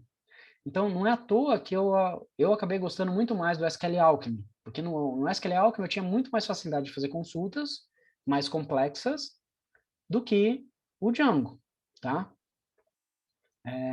Mas, tá vendo? Percebe que é de desenvolvedor para desenvolvedor? Mas tem pessoas que vão lendo essa documentação aqui, vão entendendo todo o que tem esse arsenal e acham muito mais fácil. Então, eu não posso falar para vocês que isso aqui é ruim. Pelo contrário, a abstração deles é muito legal. Mas como eu tenho um conhecimento de SQL, muito tempo da minha vida eu só escrevi SQL para conseguir inserir um registro, então para mim acaba sendo mais difícil. Mas o Roger, entendeu? De repente alguém que brincou um pouquinho só com SQL, não se aprofundou, aqui ele está abstraindo, ele está deixando sua vida mais fácil. Então tem um monte de coisa aqui que a pessoa vai ler e vai falar, nossa, é muito mais fácil usar Django. Então depende da pessoa, tá? Então, não entenda que eu estou falando, vou estudar SQL puro, que vai ser mais fácil, e vou escrever tudo em Django usando SQL puro. Não é aí o caminho também. Depende, né? Então, deixa eu ver. Vocês podem perceber que eu nunca fui a pessoa que fiquei se aprofundando nessa parte de consultas do Django aqui. Porque eu sempre achava difícil. Eu sempre achava que o Django complicava a minha vida. Né? Quando é o básico, eu quero filtrar por esse campo, por aquele campo. É muito, muito fácil. Mas acontece que nos problemas que eu tinha sempre era consultas bem mais complicado. Eu tinha que fazer uma consulta aqui, dava um apelido para essa consulta, né? Por exemplo, aquelas consultas lá, eu só quero imóveis que é para locação. Aquilo lá é uma subconsulta. E aí, em cima daquilo, eu vou aumentando meus filtros, né? Meus agrupamentos. Tinha muitas vezes que eu tinha que filtrar, agrupar um conjunto de filtros, e com base nessa, aqui eu acho que é o que eles chamam de agregação, aí sim eu começo a fazer outras consultas, usando de novo né, filtros, que aqui a gente usa o F. Peraí.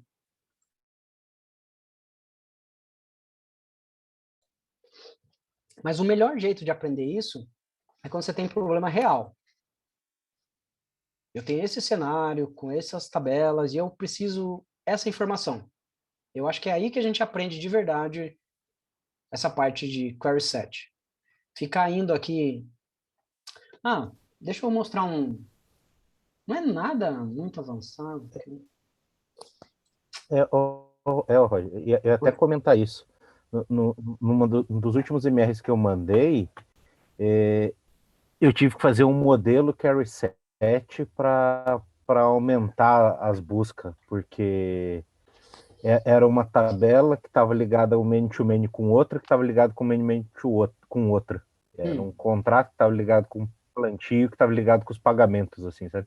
Um contrato tinha vários plantios e um plantio tinha vários pagamentos. E aí eu tive que fazer um modelo de query set. O modelo de query set para aumentar as buscas também é uma parada legal, assim, tipo. Ele ajuda a fazer, mas aí foi no que você falou, né? Foi escrevendo mais no Django, não foi no SQL. Mas aí você conseguiu resolver com o Django mesmo.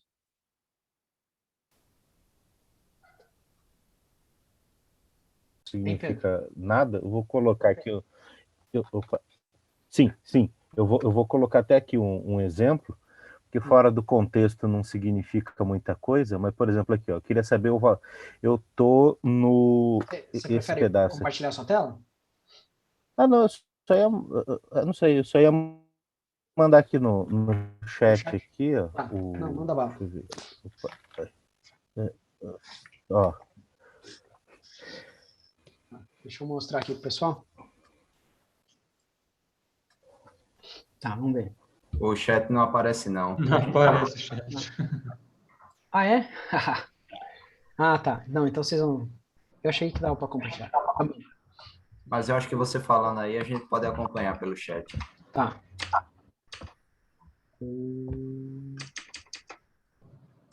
Aí. Então, foi esse aqui, né?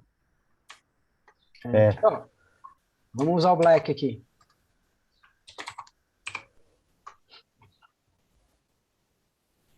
Não funcionou. É que tá com erro de sintaxe aqui. Ah, não, tô debugando, tá pior ainda. Deixa eu parar o debug aqui.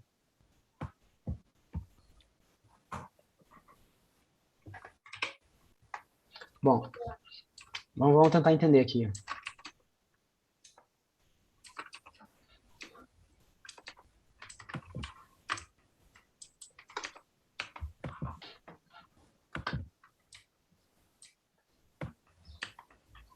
Esse aqui é do en, então esses dois estão aqui dentro. Vamos ver, tem um default. Aí. Ah, então você cria um método. Isso, porque eu estou em contrato. Contrato, um projeto tem vários contratos. Um projeto tem... Ah, não, isso daí é só do valor, muda. Tinha uns mais difíceis também. Tinha um que o projeto entrava no pagamento para pegar o valor muda. Mas pega esse exemplo assim. Eu queria pegar o valor muda do projeto com uma condição específica, né, de que ele não podia ser nulo. E um projeto tem vários contratos. E aí o que acontece? Quando eu queria fazer o filtro para que eu pegasse o valor do projeto e não pegasse, porque depois desse annotate eu fazia um aggregate para somar todos os valores do projeto para saber quanto que dava a soma do projeto, né? Eu fiz isso com soma e eu fiz isso com o average, lá, o AVG, para fazer a média do valor da muda, assim, por exemplo, no aggregate. Mas aqui você pega um projeto, tem vários, aí aqui no primeiro, no velhos, ele já pega aqui, ele já dá o distinct, né, para filtrar só por projeto, e aí ele ainda faz o select lá com n, para só quando não for nulo, aí sim ele pega o valor para mim, caso contrário, por exemplo, seja nulo, ele já seta como valor o default 0, né, e retorna para mim como um float. Não sei se posso estar viajando um pouco no que você estava falando, mas é um exemplo de uma pesquisa um pouquinho mais complexa, assim, que tem um if no meio e tal. E como você está usando aqui um annotate, então ele começa a fazer subconsultas no meio, né? Aí eu imagino que se você usar isso aqui em vários pontos, o desempenho da sua consulta pode ir lá embaixo, né? Eu não sei se o Django consegue entender que você está usando várias vezes. Então foi nesses momentos, cara, eu sempre acabava indo, quando eu estava com o Django e tinha que fazer consultas complexas, eu sempre fazia primeiro, no mínimo, eu fazia o select puro, usava um raw SQL, resolvia meu problema, e aí começava, tá bom, e como que eu faço agora no Django? Eu pego esse trecho aqui e consigo converter para o Django. Daí eu ia quebrando meu select puro, sabe? Esse era o jeito que eu tinha para resolver os problemas, e várias vezes eu conseguia converter aquele select puro em alguma coisa no Django. Mas tinha situação que eu desistia, eu falava, cansei, já estou bastante tempo para fazer essa conversão, então vai ficar o select puro aqui. Tá? Mas assim, casos extremos, tá bom?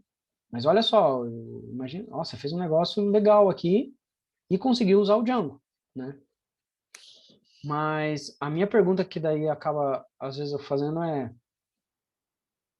será que uma pessoa depois, ela vai entender isso aqui? Né? No mínimo, ela vai ter que rodar, ver o dado que ela tem, ver o resultado que a sua consulta gerou, e depois ela vem aqui e daí ela entende seu código. Pelo menos comigo era assim que acabava acontecendo. Sem ver, se eu só mostrasse assim, ó, eu tenho esse conjunto aqui de registros. Se eu rodo esse código aqui, qual que vai ser o resultado lá do outro lado? Eu não conseguia responder. Quando eu vi isso aí com o Pedro, a primeira coisa que eu pedi a ele, cara, chama o atributo query aí do query set para poder ver o SQL que está montando para poder entender o que está fazendo. Porque realmente assim de primeira quando eu olhei, eu disse, cara, algumas coisas aqui eu anotei, distinct, tudo bem, mas o case when, o F, eu já não conheço tanto. E a montagem do que ele fez eu não entendi. Aí só depois, quando eu vi a query, lá o select e tal, tudo em SQL, eu consegui entender melhor. Tá? Não, mas não se sinta Mas mal o por isso. case, até onde eu sei, é exatamente igual no SQL. Não é o case when, mas eu não conhecia o case when, por exemplo, no SQL, não conhecia, né? Depois que, quando a gente montou, eu fui pesquisar, eu conheci. Mas até então eu não tinha conhecido o case when. Mas a montagem, como ele montou a forma aí, eu não tinha entendido, só quando eu vi lá e fui procurar o case when, eu entendi completamente o que é que ele estava fazendo, o que ele estava tentando buscar. Não, mas olha, Gabriel, eu ia fazer na mesma linha, cara. Eu ia ver o select primeiro, depois que eu ia voltar para entender isso aqui. Mas de novo, é questão de pessoa, sabe? Sim, eu, por exemplo, faço o contrário. Quando eu tenho que escrever SQL, eu faço no Django. É. Daí eu pego o SQL do Django e uso. Então, O olha que Django é bem massa. mais alto nível nesse sentido, sendo bem É. sincero. Eu já mexi um pouco nos dois, tanto para fuçar em query no Manager, quanto para mexer com SQL, que é o que eu tenho feito mais atualmente. E o Django é bem mais alto nível. Eu do zero, sem nada. É muito mais fácil eu ler e saber o que está fazendo uma query do Django no Manager do que eu olhar no SQL. Então. Acho que como você começou no SQL que tem essa noção. Comigo foi ao contrário, né? Porque, por exemplo, você tendo alguma noção... Eu tô igual o Leandro, comigo foi o contrário também. A única coisa aí que você leria, quando eu do zero, que não saberia o que era o F, que depois você ia pesquisar, nossa, ele está pegando o valor daquele campo. Só, porque, tipo, o when e then é, tipo, sintaxe de HTML. Você lê alguma coisa chamada default, você imagina o que é um default, certo? Sei lá, mas é de cada um, né? Eu caí, mas eu ia comentar exatamente isso. Eu acho que eu caí na hora que o Gabriel tá falando que ele... Porque o Gabriel me ajudou nisso daí e ele pediu para ver ver ali o SQL, né? Eu tive mais dificuldade em entender o que o SQL fazia do que quando eu montei isso daí também. Mas então... Mas o query set...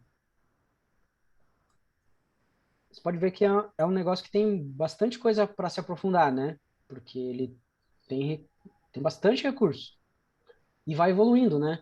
Então, outra coisa que eu tive um pouco de trabalho, mas eu consegui resolver com Django também, é quando eu tinha campo do tipo JSONB, né? Que, para quem não conhece, é você conseguir colocar dicionários do Python, né? Você conseguir fazer coisas assim, né? E daí você pega um campo lá no seu banco de dados que começa a ter. Só que daí você percebe que você pode colocar o que você quiser aqui dentro. Opa, aqui tá errado. Só que o Django tem recursos legais, que você consegue navegar aqui dentro, né? E às vezes aqui entra ainda coisas assim, ó. Você tem aqui que daí é um array. E o negócio vai crescendo aqui. Você pode fazer muita coisa. Então você começa a criar uma estrutura dentro de um campo, você cria uma estrutura mais complexa. Aí, para você adicionar e salvar no banco, isso é maravilha. Só que quando daí o seu cliente fala, tá bom, agora você pode me retornar todos os registros, mas que só tem um C maior que 400, Aí você fala, caramba, como que eu vou fazer essa consulta agora?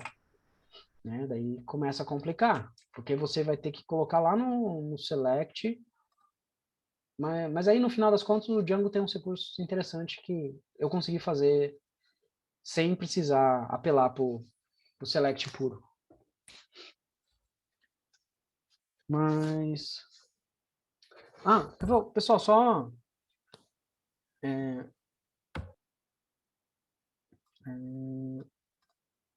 falando na próxima aula... Cadê? Deixa eu só achar aqui o...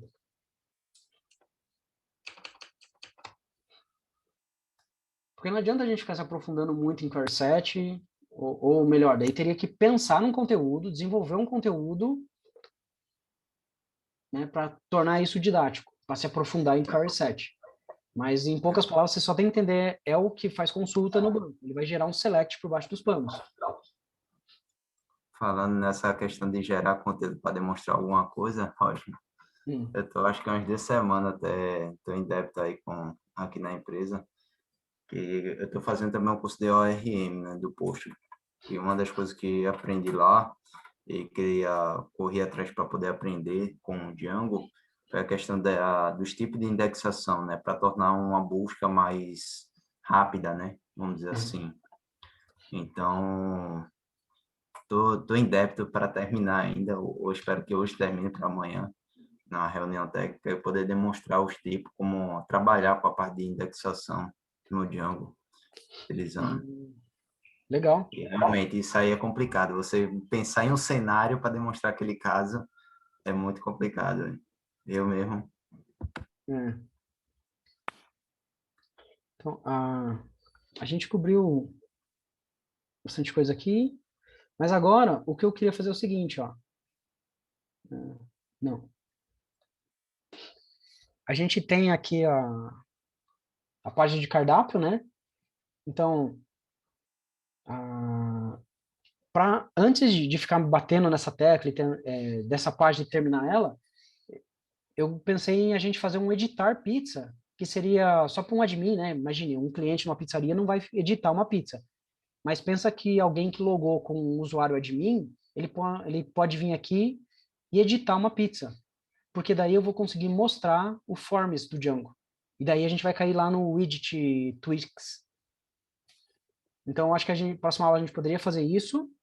E depois, eu acho que a gente poderia tentar ver como fazer a página lá do projeto da Lucy e a gente, aquele lá chamar a API, uma API nossa aqui, entendeu? Daí a gente vai fazer uma API aqui no Django e fazer o projeto de front-end da Lucy e mostrar a página de cardápio. Eu pensei nessas duas atividades. O que vocês acham? Eu acho uma... Bom. Uhum. E... Porque daí a gente meio que... Né? Primeiro, seria o que eu estava pensando, assim, a gente cobrir todos os componentes do Django que a gente consegue.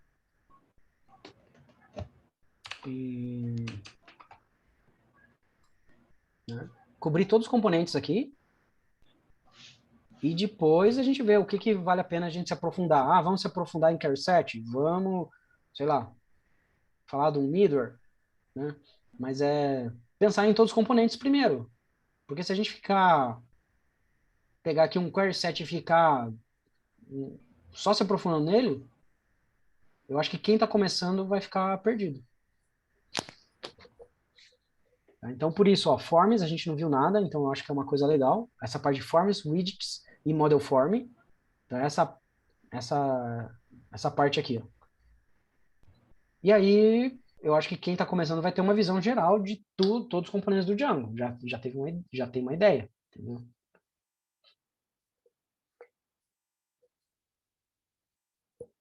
Vocês estão de acordo? Para mim, sim. Minhas aí. E assim, se alguém tiver alguma ideia de conteúdo, né, ou vamos se aprofundar nisso ou naquilo, vai me mandando. Mas o que eu pensei é daqui a gente ver esse básico de todos os componentes, terminar essa parte aqui. Daí a gente ir um pouco para a API, então a gente vai fazer uma API simples, sem nenhum framework. E daí lá o front-end da Lucy vai conseguir conectar com ele. E depois a gente põe o DRF. E depois a gente volta a conversar para onde vai.